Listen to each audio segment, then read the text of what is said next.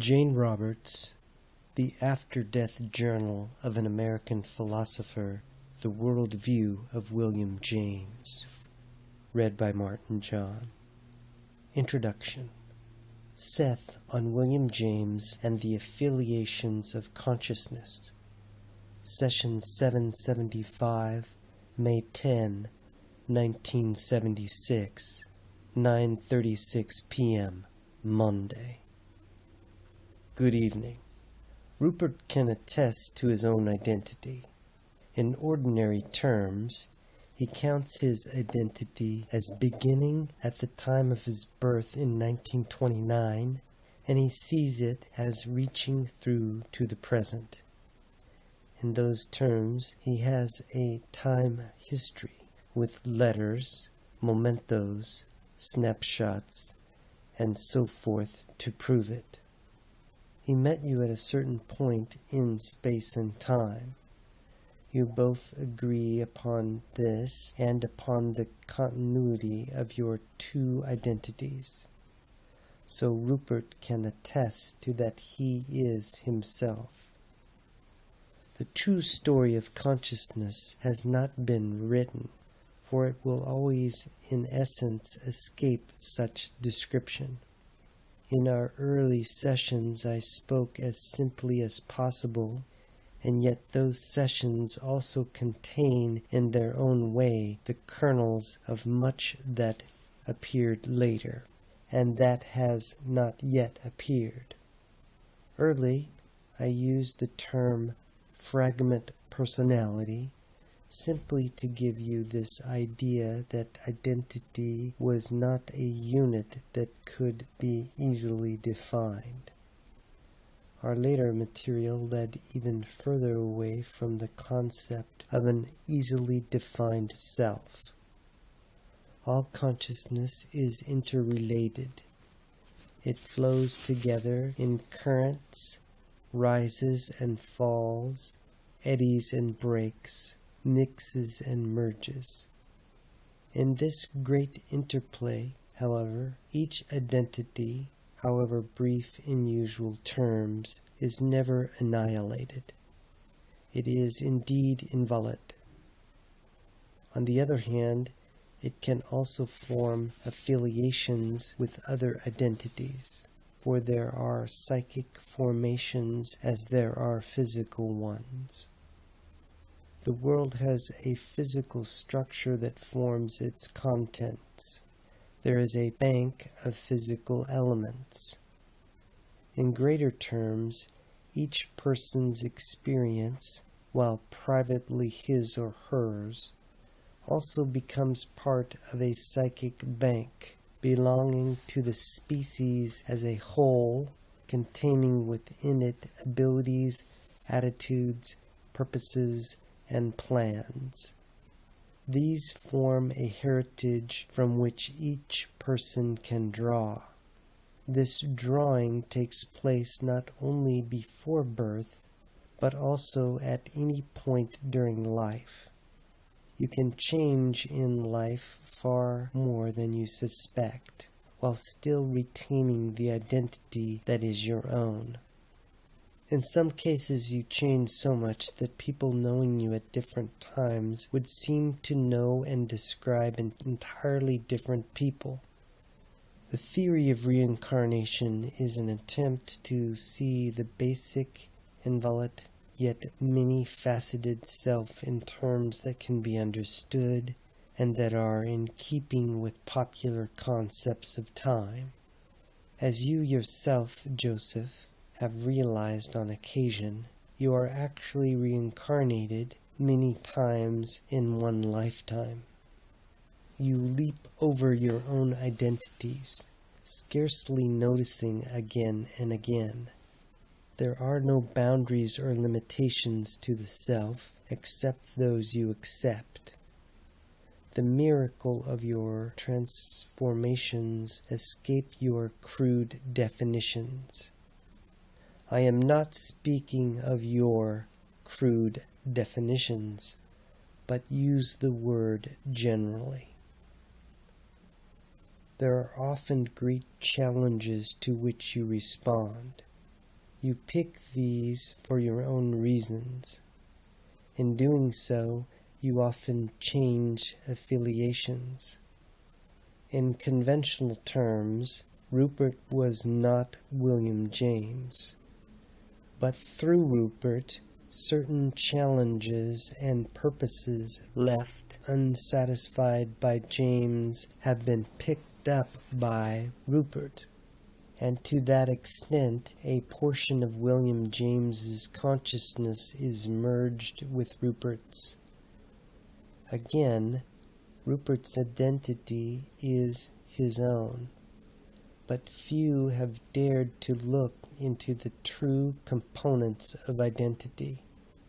Those unanswered questions of James's happened to coincide with Rupert's own questions at a certain time in Rupert's current life, who at that time became attracted to that heritage bank, looking, so to speak, for someone with like interests backed up by a lifetime of experience.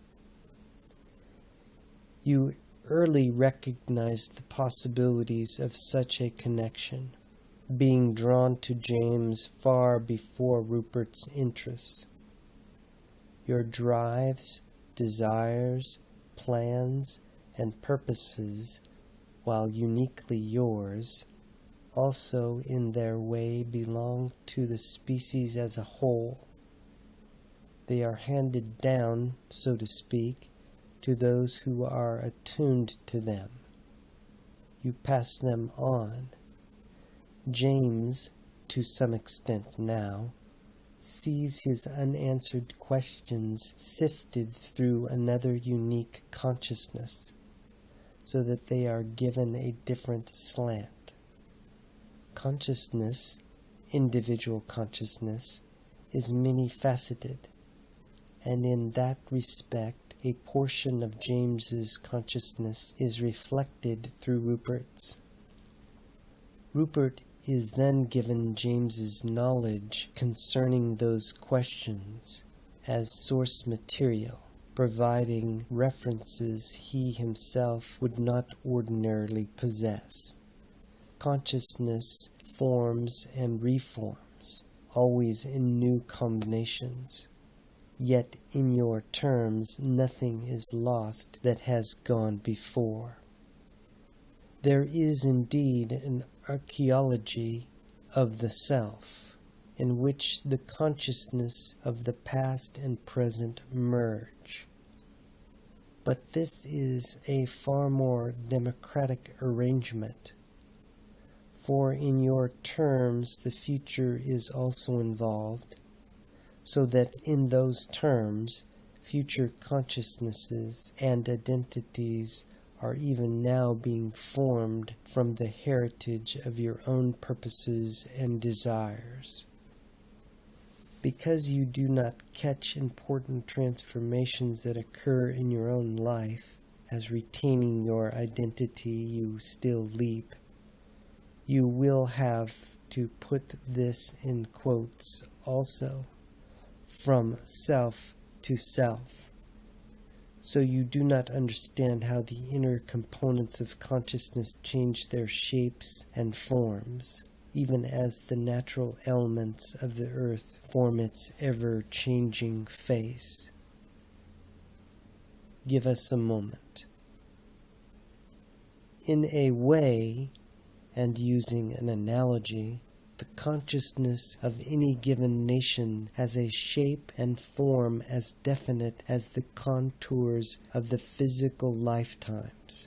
In those terms, during your lifetimes, a continent retains its form, though trees upon it rise and fall, rocks and stones are washed away into the oceans, generations are born and die, governments altered. Still a man in his lifetime will find the continent generally familiar and intact. Now in your lifetime, you change in the same way the continent does, while generally finding yourselves familiar and intact.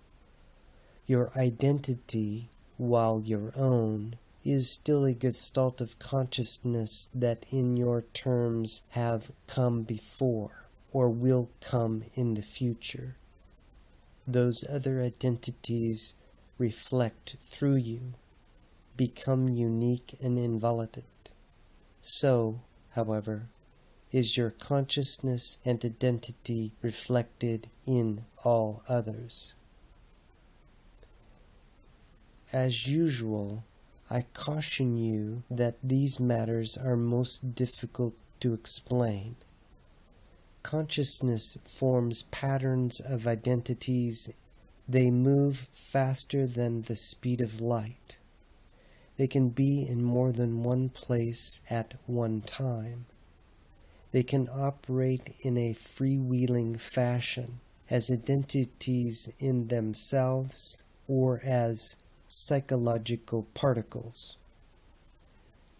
They can also operate in a wave-like fashion, flowing through other such particles.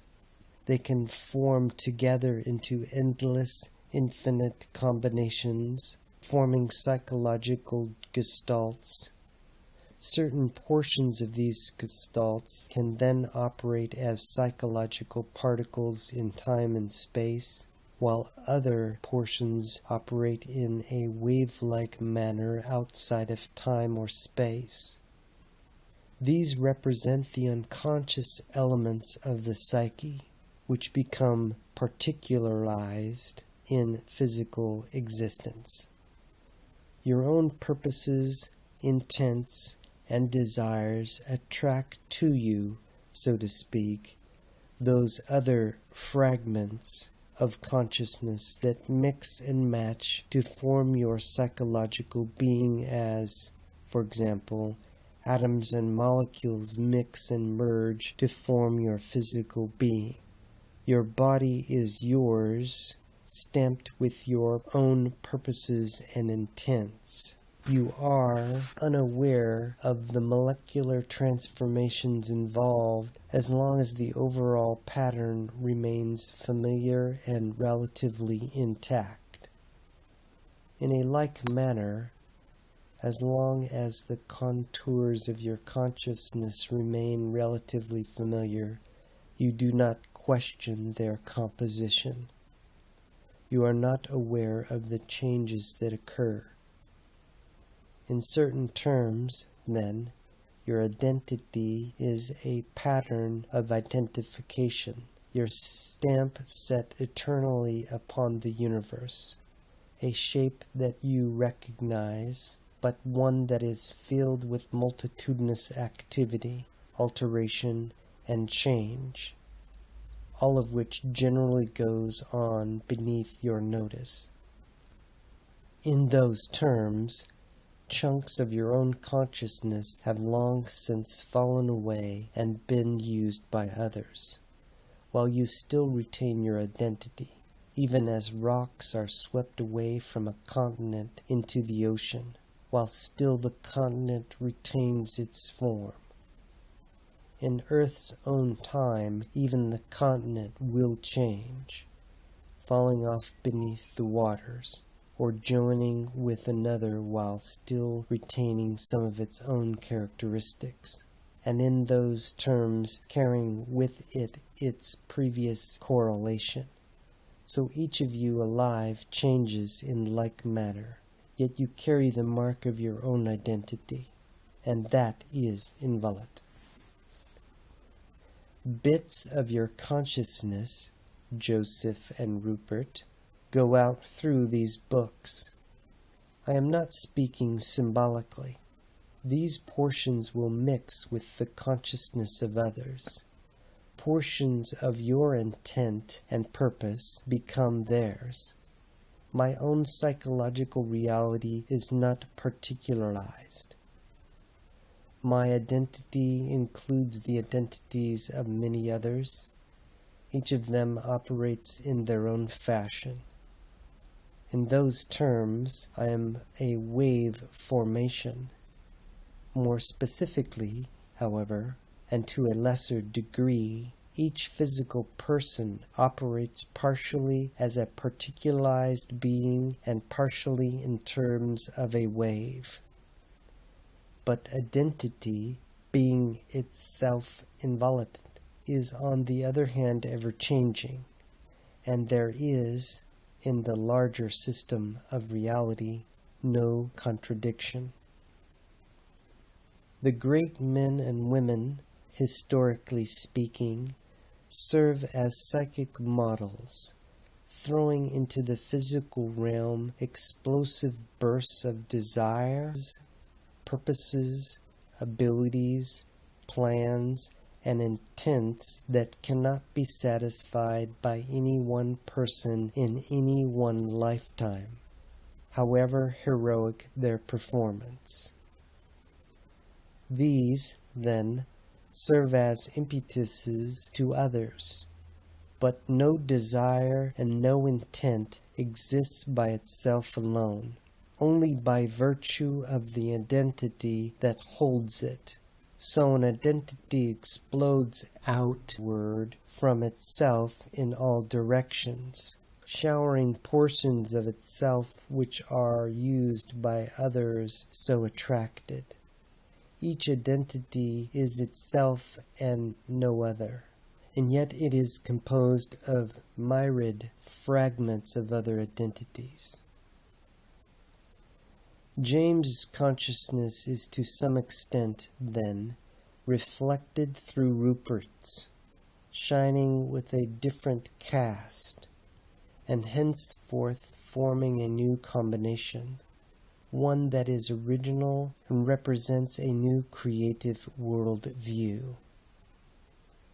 In this combination or gestalt, Rupert's identity predominates, so that James provides Rupert with one other focus through which to view reality. At other levels, James as himself predominates in another kind of existence. In your world, your quite conscious desires and intents attract the components of your consciousness.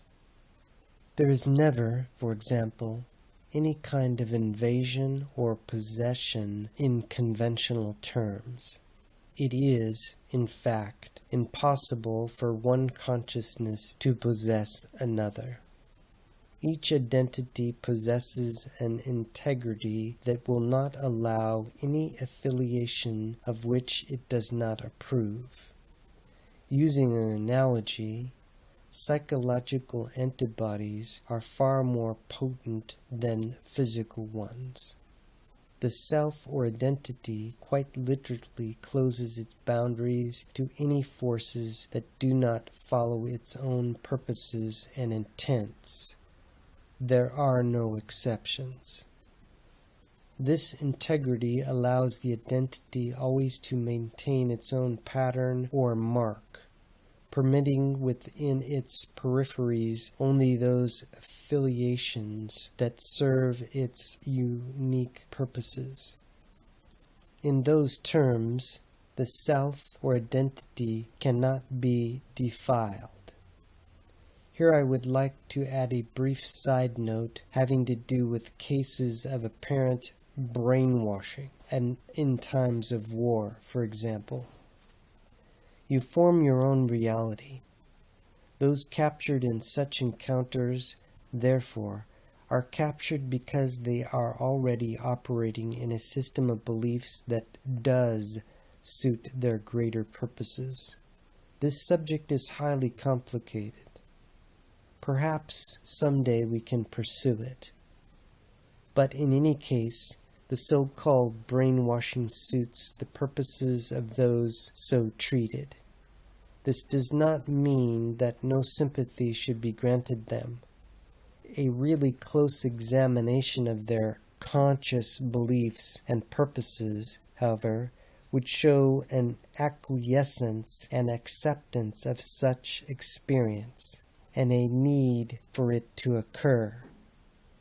End of session. I bid you a fond good evening.